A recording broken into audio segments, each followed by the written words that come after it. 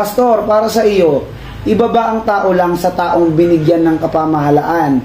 Katangi ang maliligtas, iba ba? Iba yan.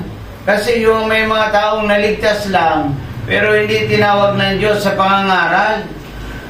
Ay katulad ko, tinawag ako ng Diyos na maging anak niya, naligtas. Hindi tinawag ako ng Diyos na mangaral ng salita ng Diyos. At talagang ang Panginoon ang nag-utos sa akin na ipangaral ang kanyang mga salita. Ang Diyos ang nagsabi sa akin na ipangaral mo ang mga salita ng Diyos. Although, nag-aaral ako talaga ng pagkapastor. Nag-aaral talaga ako. Kasi hindi naman ako tatawagin ng Diyos na ipangaral ang kanyang mga salita kung hindi naman ako nag-aaral ng salita ng Diyos. Kaya, yun din talaga. Kung tatawagin ka ng Panginoon, ang Diyos ang magpapaaral sa iyo para ikaw ay maging preacher. Kasi ang pagkatawag ng Diyos iba-iba eh.